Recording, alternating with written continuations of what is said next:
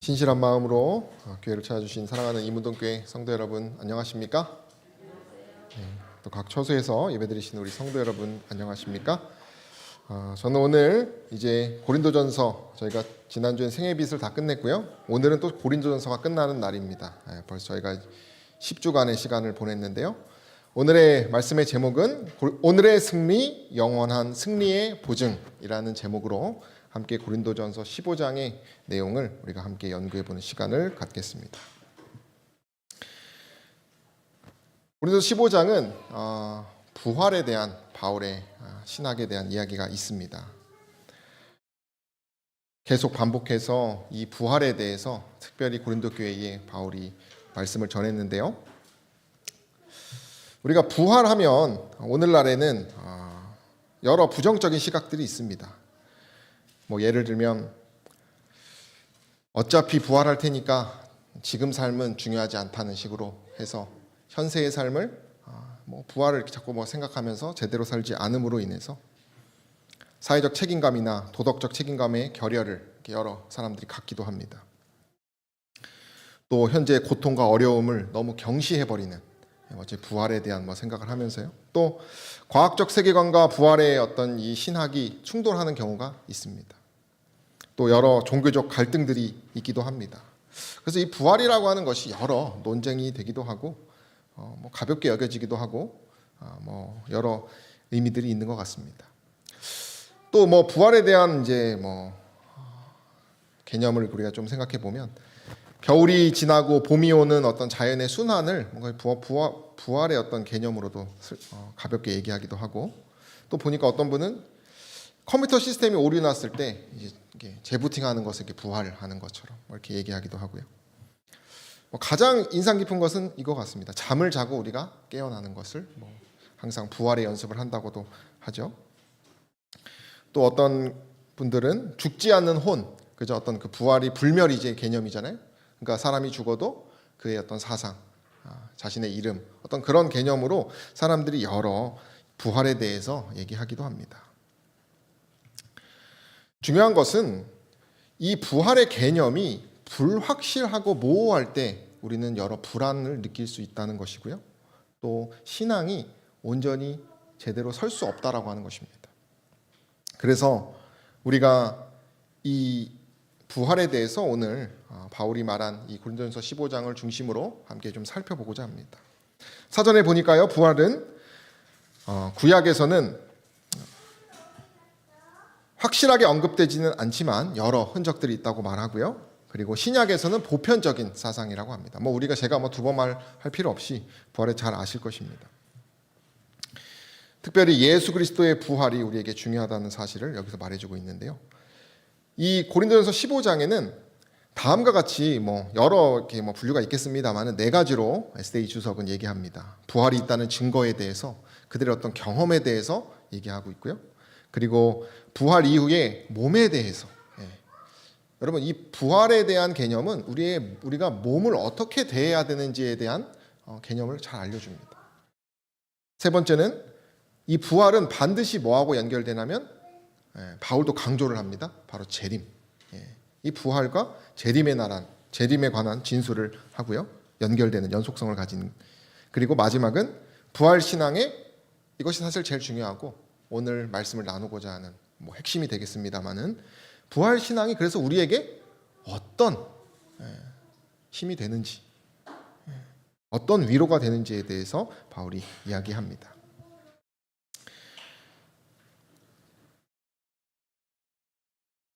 아담 클라크라고 하는 분, 영감의 글에 있었는데요. 이분이 이제 클라크 성경 주석을 쓰신 분이더라고요. 이분이 이런 얘기를 합니다. 부활의 교리는 오늘날보다 초대교회가 더욱 중요하게 여긴 것 같다. 왜 그런가? 사도들은 항상 부활에 대하여 주장하였고 하나님을 따르는 자들은 부활을 통하여 근면하고 순종하고 즐거워하도록 격려를 받았다. 그런데 그들의 후계자들은 오늘날 그것을 좀처럼 말하고 있지 않다. 복음의 교리에서 이처럼 중대한 교리가 없는데도 불구하고 오늘날의 강단에서 이것처럼 등한시되는 교리가 없다라고 하면서 이 부활에 대해서 정말 우리가 너무 중요한 핵심 신앙의 바탕이라는 것을 강조하였습니다. 이 부활은 쉽게 말하면 신앙의 미천이라고 얘기하더라고요. 신앙의 미천. 우리가 이 부활에 대해서 잘 아는 것이 중요한 것입니다.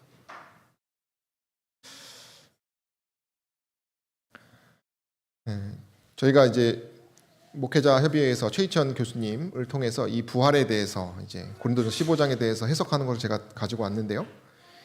이 복음은 우리가 이제 부활을 어떻게 이해하냐면 복음은 현재 진행형이고 계속 가고 있다라고 하는 것입니다. 쉽게 말해서 이 최종적인 부활이 끝입니다. 그죠? 우리가 재림이고 영광 왕국에서 우리가 거룩을 완전히 얻어내는 것이고 죄가 완전히 사라지는 개념이기 때문에요. 그래서 그 부활에까지 나아가는 이야기가 성경에 기록되어 있다는 것입니다. 그래서 그리스도께서 죄를 위해서 죽으시고 예언의 성취로 장사 지낸 지 사흘 만에 다시 살아나시고 그리고 사도들에게 나타나셨다가 하늘에 가시고 그리고 우리도 최종적으로 그분의 일 따라서 부활하고 재림을 맞는 그 이야기가 바로 복음의 개념이라는 것이죠. 그러니까 부활이 얼마나 중요한 것이겠습니까? 영감의 글에는 이렇게 얘기합니다. 읽어주세요. 의인들의 복스러운 불멸의 교리는 의심스러운 주의 재림에 대한 교리를 대신하여 실제로 우리에게 위로를 준다. 네, 여기 보시면 의심이 된다는 것의 개념은 재림에 대한 때때로의 그 모호성에 대한 의심을 더 가리우게 하는, 더 없애게 하는 그런 분명한 신학을 제공한다는 것입니다. 그러니까 이 부활은 그냥 멀리 어떤 무미건조한 그런 개념이 아니라는 얘기를 계속 강조하는 것입니다. 진정으로 그리스도와 함께 연합하여 살고자 하는 사람은 반드시 뭡니까? 이 부활의 능력에 대해서 경험하고 살아가는 것이고 다 깨달으면서 살아가고 있다는 것입니다. 읽어주세요. 그리스도의 부활은 그리스도 안에서 잠자는 모든 자들의 최종적 부활의 견본이었다. 부활하신 구주의 몸과 그분의 자태와 그의 말의 억양은 모두 다 그를 따르는 자들에게 낯익은 것들이었다. 이와 같이 그리스도 안에서 잠자는 자들도 그런 낯익은 모습으로 다시 부활할 것이다. 네, 여기까지 해주시기 바랍니다. 이것은 부활의 실제에 대해서 우리가 나아갈, 우리에게 예언되고 약속된 그런 사실이죠. 우리가 영광스럽게 부활하고 헤어진 수많은 그 그리운 사람들을 만나 영원히 살 것에 대한 그런 개념을 얘기해주고 있습니다.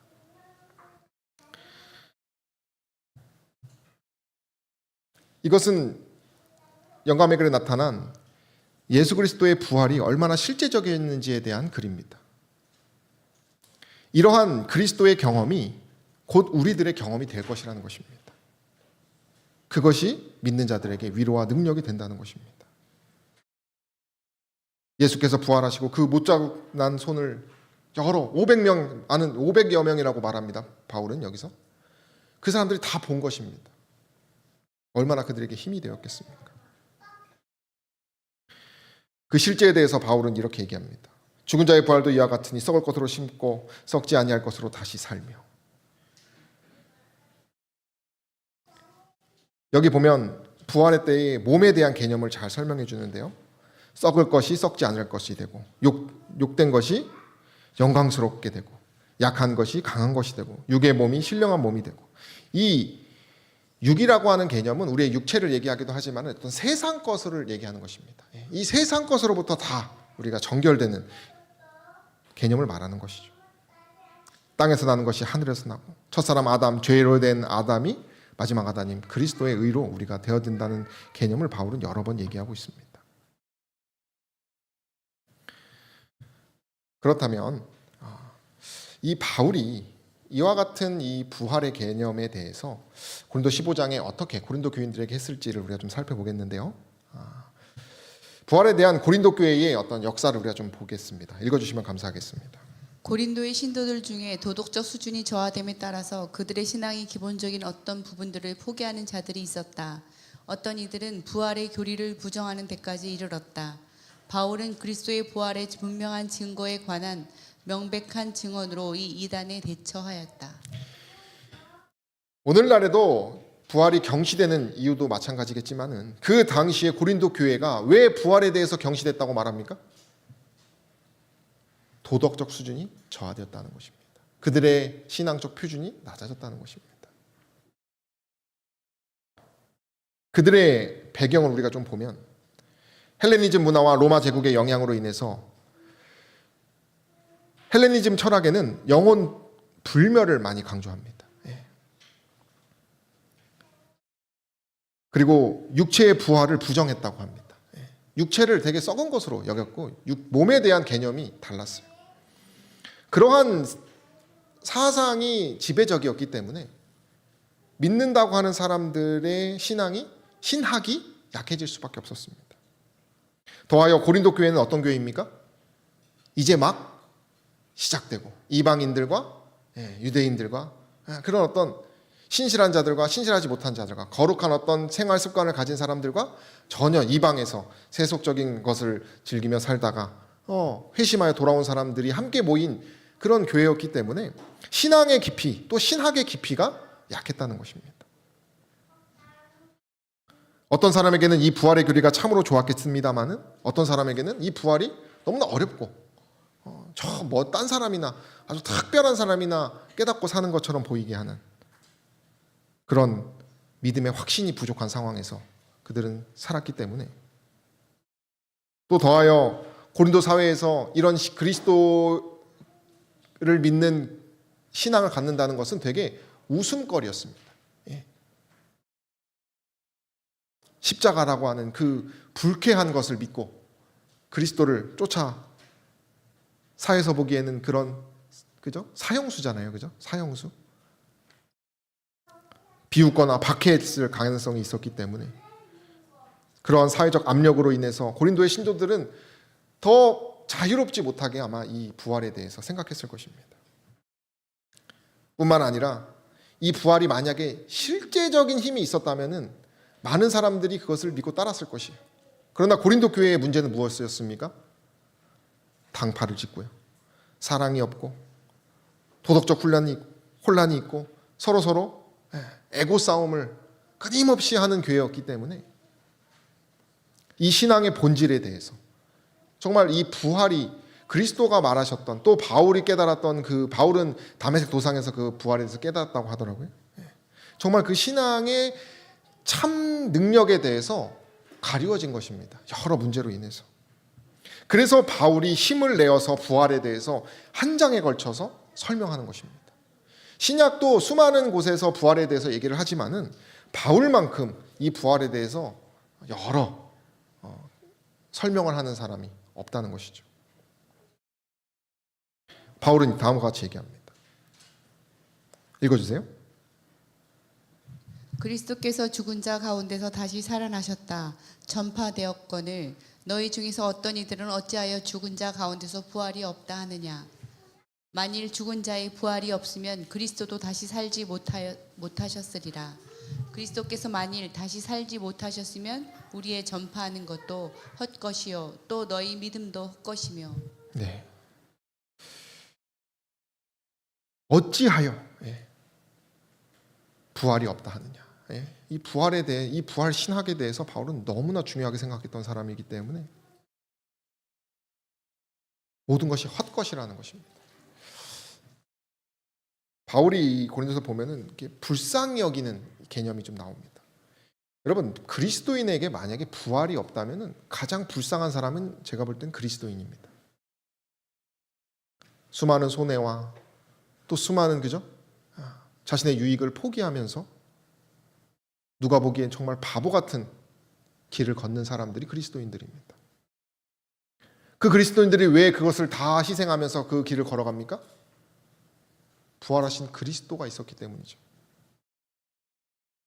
만약에 부활이 없으면 어떤 주석에도 이렇게 얘기합니다. 그리스도는 사기꾼이고 그리스도인들은 뭐예요? 그 사기꾼의 제자라는 것입니다. 바울은 정말 강하게 얘기했어요. 이 부활에 대해서. 그럼 바울이 말한 그 부활 신학의 쟁점은 무엇이냐? 저희가 오늘 이 시간에 이 부활에 대해서 저도 다 감당하지 못하고요. 그 중에서 이 부활의 쟁점이 있습니다. 그것을 우리가 좀 다뤄보겠는데요. 그럼 바울이 말하는 그 정말 중요한 부활의 쟁점은 무엇이냐면 바로 악에서의 회복인 것입니다. 악에서의 회복. 이 악은 뭘 말하는 것입니까? 죄를 말하는 것이고 적이라고도 표현할 수 있고 원수로 표현할 수도 있습니다.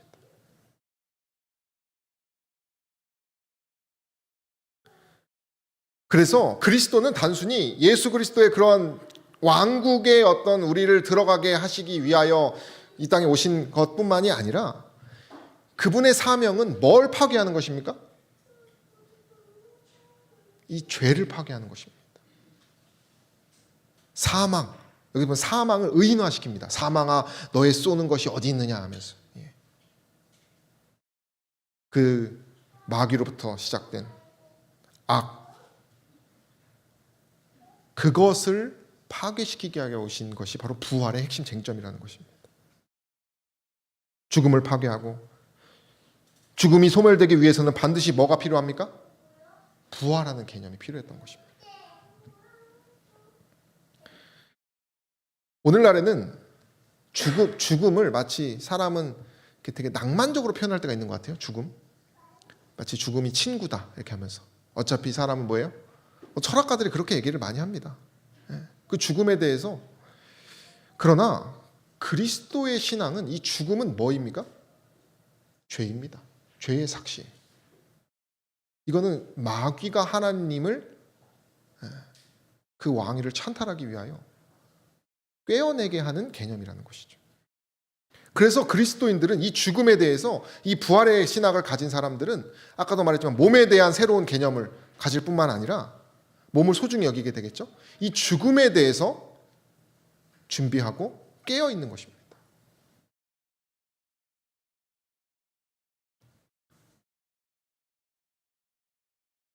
그래서 바울이 말하는 부활의 쟁점은 싸움이 있습니다. 두 왕이 싸웁니다. 바울은 로마서에 사망이 뭐 노릇한다고 말합니까? 왕 노릇한다고 말합니다. 아담 때부터 죽음이 왕 노릇했다라고 말합니다. 그리고 또 고린도전서 15장 26절에 저는 그리스도를 말하는 것입니다. 모든 원수, 사망의 왕, 그 사단을 발 아래 둘 때까지 불가합을 왕 노릇하실 것이라고 얘기합니다. 그분께서 이 사망의 왕을 멸하셔야 하기 때문에 그분 역시도 뭐가 되셔야 돼요? 부활하셔서 왕 노릇을 하셔야 한다는 것입니다.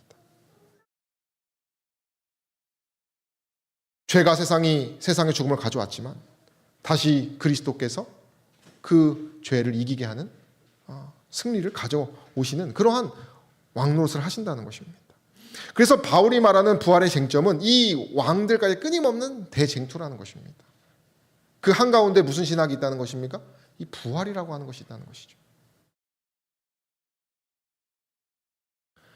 바울은 저가 모든 정사와 모든 권세와 능력을 멸하시고 이것은 사단의 것을 말하는 것입니다. 저가 모든 원수를 그 발 아래에 둘 때까지. 그리스도의 사명은 망가지고 잃어버린 나라를 회복하는 것입니다.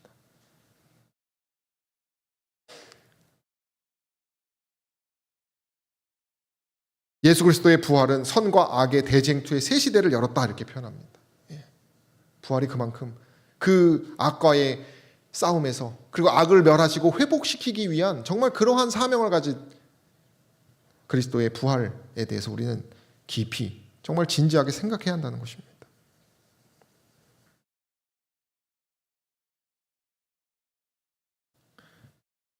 바울은 또 분명히 얘기합니다. 나중에 멸망받을 원수들은 뭐예요? 사망이라. 그러니까 그리스도께서 싸우시기 위하여 부활하신 것입니다. 그리고 바울은 얘기하죠. 사망아 너의 이기는 것이 어디 있느냐? 사망아 너의 쏘는 것이 어디 있느냐? 누가 이 쏘는 것을 전갈 이렇게 비유했다고 합니다. 전갈에 뭐가 있습니까? 독이 있죠. 뱀에도 독이 있습니다. 이 독은 아마 죄를 사용하여서 자신의 목적을 달성하는 개념을 말한 것 같은데요. 죄는 이 사망, 죽음이라고 하는 쏘는 것을 가지고 있다는 것입니다. 그래서 우리는 우리 삶 가운데서 이 쏘는 것을 통해서 뭐 하는 것입니까? 고통을 겪고 우리가 원치 않는 고난의 길을 걷게 된다는 것입니다. 그래서 그것을 이기기 위하여 누가 뭘 하셨다는 것입니까? 그리스도께서 부활하셨다는 것입니다. 그 고린도 교회의 수많은 문제들을 해결할 수 있는 유일한 열쇠가 무엇이라고 말하는 것입니까? 그 그리스도의 부활이라고 얘기하는 것입니다. 바울은 이 고린도 15장의 부활에 대해서 얘기를 하면서 이사야의 개념을 가지고 옵니다. 읽어주시면 감사하겠습니다. 사망을 영원히 멸하실 것이라 주 여호와께서 모든 얼굴에서 눈물을 씻기시며 그 백성의 수치를 온 천하에서 제하시리라. 여호와께서 이같이 말씀하셨느니라. 네, 이것이 바로 부활이 가져다주는 최종적인 승리의 모습입니다. 하나님께서 승리하시고 또 누가 승리합니까? 우리 백성들. 이 죄로 인해서 수많은 수치를 당하고 모욕을 당하고 고통을 겪고 있는 우리들의 그리스도인들의 수치를 뭐 하신다는 것입니까? 사망을 멸하심으로써 제하신다라고 약속하신 것입니다. 부활이 이것을 했다는 것이죠. 우리는 이로 인해서 모든 죄의 것들이 다 회복될 것입니다. 그래서 우리는 죽을 몸에서 살 몸으로 변하고 불멸의 몸으로 변해서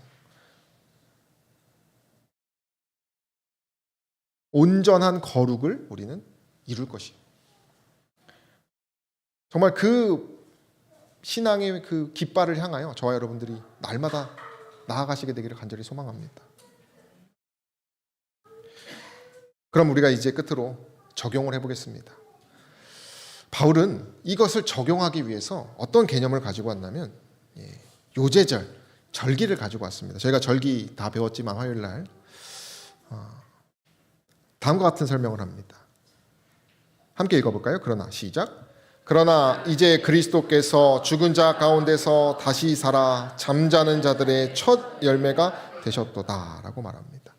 이 잠자는 자들은 죽음으로 인해서 잠자는 자들입니다. 그리고 이 사망의 왕에 의해서 고통받고 있는 자들을 얘기하는 것입니다.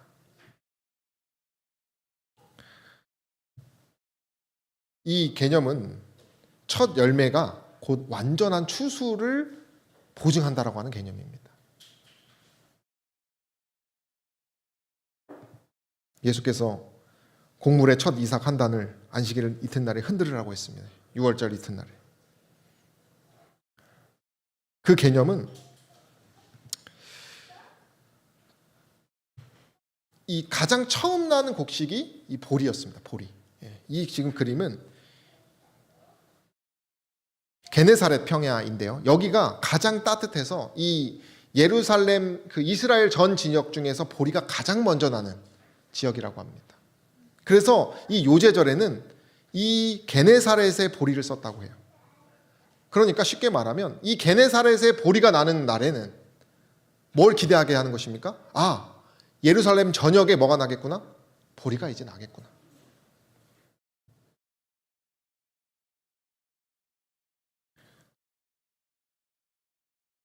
이것은 처음 것이 온전한 모든 완전을 보증한다라고 하는 개념을 가지고 있습니다. 다시 말하면 예수 그리스도의 부활은 장차 있을 완전한 추수, 그분을 따라 믿는 자들의 완전한 부활을 약속하고 있다는 것이에요. 그리고 우리가 그분처럼 똑같이 부활하여 그분의 구원에 참여하는 그런 백성들이 될 것이라고 하는 강력한 얘기를 바울이 한 것입니다. 잠자는 자들의 첫 열매가 되셨다고 했습니다.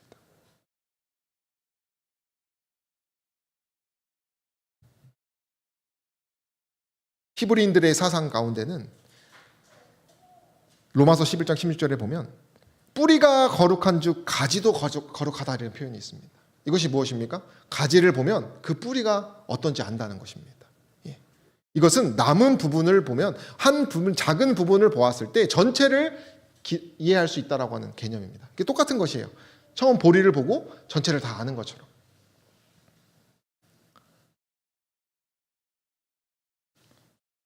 예수 그리스도의 부활이 미래적 부활을 보증한다는 것을 말하는 것이고, 더하여 이것은 예수 그리스도의 부활은 우리의 부활의 여정을 시작한다라고 하는 개념도 포함합니다. 다시 말하면 예수께서 부활하셨기 때문에 그 부활을 시작하시고 그 부활로 인해서 우리의 구원의 그 구원의 뭐라 그럴까요? 과정을 시작하셨기 때문에 저와 여러분들도 실제로 오늘날 그 끝에 완전한 부활을 우리가 경험하지 못했지만 그 부활과 비슷한 그 작은 부분의 경험들을 우리가 통해서 그 분의 부활과 똑같이 참여하며 이 땅에서 우리가 부활의 그 기쁨을 누리며 살 수 있다라고 하는 개념을 가져다 준다는 것이에요.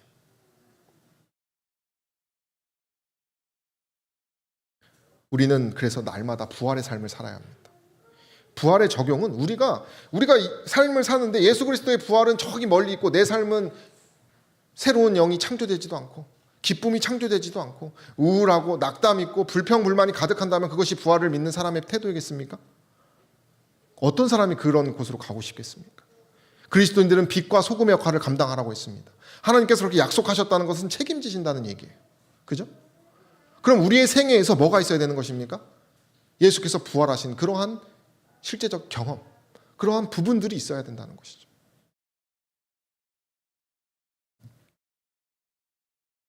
그리스도께서 부활하신 것은 우리에게 그런 보증이 되고 우리가 그런 그분의 부활을 따라 살아간다면 어떻게 되는 것입니까? 우리도 역시 그 부활의 기쁨의 맛을 볼 수 있다는 얘기를 바울이 하는 것이에요. 그래서 대충 세상을 살라고 하는 것이 아니라 이 부활에 대한 그리스도가 확신을 너희들에게 그분의 생애를 통해서 너희들에게 주었으니 믿음을 갖고 용기를 내어서 뭐 하라는 것입니까? 그 악의 사망의 그 원수로부터 싸워서 대적하여 선으로 악을 이기라고 바울이 얘기하는 것이에요. 유대인들은 이 유제절을 지킵니다. 이렇게 여러 모습을 보면서 은나팔을 불고 떡을 떼어가지고 성경에 기록한 대로 추수한 것을 가지고 뭔가 예배를 드리며 그렇게 뭔가를 합니다. 이런 저희는 절기를 지키지 않습니다만은 우리는 이 부활에 참여한다라고 하는 개념은 그분의 죽으심과 부활하심에 참여하라고 바울은 얘기했어요. 우리가 생애에서 이것을 해야 합니다. 바울이 말하고자 하는 핵심은 부활이 중요하다는 것도 있지만은 실제적으로 성도들이 그분의 매일매일 일상에서 그분의 죽으심과 부활하심에 참여하라는 것이 핵심이에요. 오늘 우리 김보일 집사님께서 죄에 대한 기도를 하셨습니다. 그리고 다시 용서해달라고 구하셨어요. 그것이 바로 뭡니까? 그분의 죽으심과 우리가 죄로 인한 슬픔을 갖고 그분의 죽으심과 합하고 또 다시 부활하심에 참여하는 것이에요.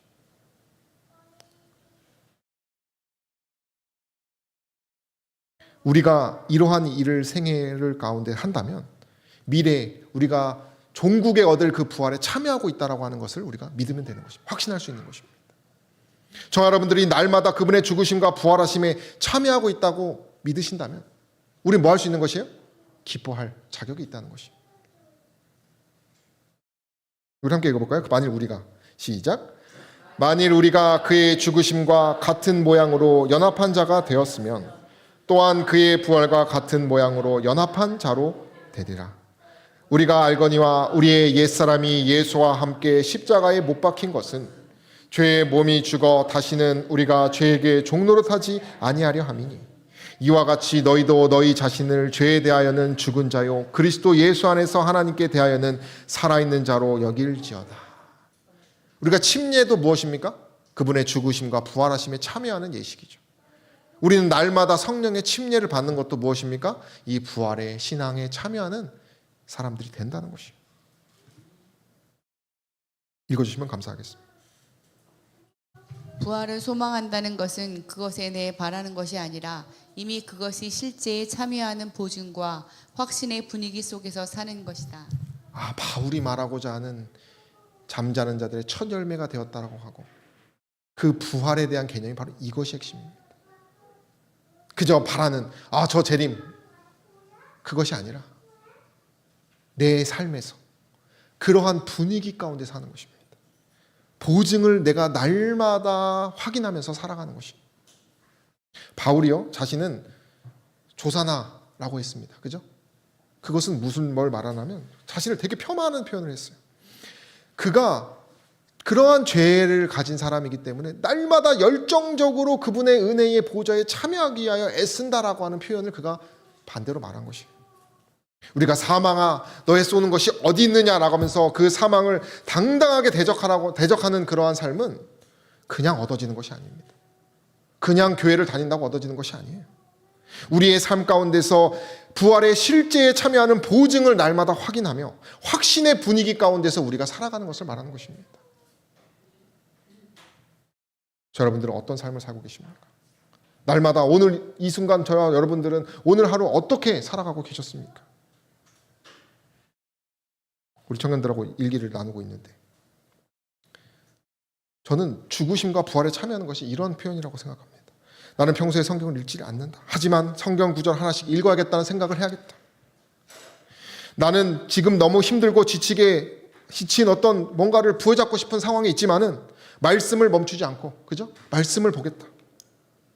나는 공부하는 것과 거리가 먼 사람이지만 외우는 것을 잘 하지 않지만은 그러한 약함이 있지만 기도하면서 그분을 붙잡으면서 공부하니 할 수 있었다.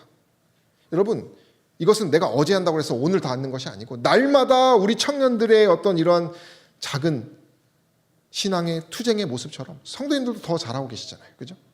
우리가 날마다 이러한 선한 싸움을 사는 것이 바로 확신의 분위기 가운데서 그 부활 신앙의 분위기 가운데서 살아가는 사람이요.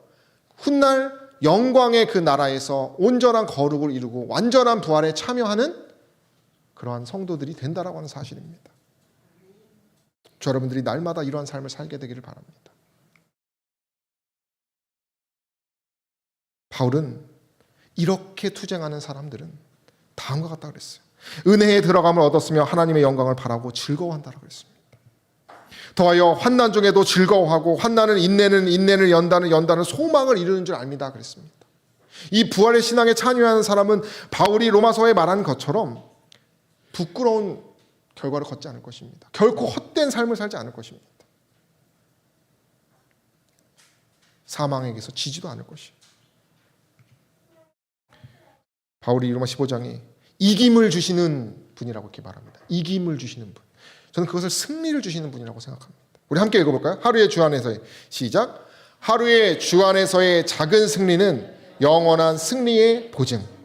하루의 내 안에서의 작은 패배는 곧 영원한 패배의 근거라. 제가 학교 다닐 때 선생님이 계셨는데 은퇴하셨습니다. 맨날 이걸 말하라고 그랬어요. 하루의 승리는, 하루의 성공은 인생의 성공. 따라해라. 하루의 성공은, 그럼 제가 하루의 성공 따라합니다. 인생의 성공, 그럼 인생의 성공 따라합니다. 또 하루의 패배는 하라고 해요. 그럼 저희가 다 학생들이 뭐예요? 한 번만 가지고 하루의 실패는 인생의 실패. 진리입니까 그거? 저는 그 하루의 성공을 말하시는 그 선생님의 생각이 자꾸 나요. 바울도 그렇게 말하지 않았을까 생각합니다. 하루의 승리가 뭐라요? 영원한 승리라는 것입니다. 내가 일주일 전에 승리한 거 여러분 아무 소용이 없습니다. 그거는 그저 하나의 나의 발자국일 뿐이에요. 근데 어떤 사람은 내가 예수님을 처음 믿었던 그 첫사랑만 생각하고 오늘 승리하지 않을 수 있어요. 그죠? 우리는 날마다 매일 새롭게 매일 죽고 또 다시 살고 그분의 죽으심과 또 부활하심에 참여하는 우리는 매일 승리하는 사람이 되어야 합니다. 성공도 좋지만은 저는 승리하게 되기를 간절히 소망합니다. 그런 승리를 바울은 마지막으로 이 재림과 연결을 했습니다. 비밀이라고 말하면서요. 마지막 나팔 소리에 매일매일 승리하는 사람이 곧 그 나팔 소리를 들어 영원한 그 왕국에 그 완전한 부활에 참여할 것. 우리가 지금은 이미 우리는 부활의 경험을 하였습니다. 그러나 아직 우리는 뭐가 모자랍니까? 아직 우리의 몸이 영광화되지 않았죠. 그러면 우리는 날마다 이김을 주시는 하나님과 승리하는 그런 삶을 통해서 마지막 이 나팔 소리를 바라보면서 그 비전을 바라보면서 사는 것이 저 여러분들이 가져야 할 것이라는 것을 기억하시게 되기를 소망합니다. 마지막 그 모습이 있어요. 제가 파란 부분만 읽어드릴게요. 하나님의 아들의 음성이 자는 성도들을 불러 일으킨다. 깨어라, 깨어라, 깨어라. 티끌 가운데서 자는 자여 일어나라고 외치신다. 이 땅의 어느 곳에서나 죽은 자들이 그 음성을 듣게 될 것이며 그 음성을 듣는 자는 살아날 것이다. 부활한 큰 무리에 대해서 영감의 글은 얘기해주고 있습니다. 산 의인들과 부활한 성도들은 음성을 합하여 오랫동안 승리의 즐거운 함성을 올릴 것이다 라고 말합니다. 요한이 그 계시록을 쓰면서 나팔 소리를 들었다고 하는데요, 그 나팔 소리는 그리스도의 음성이라고 합니다.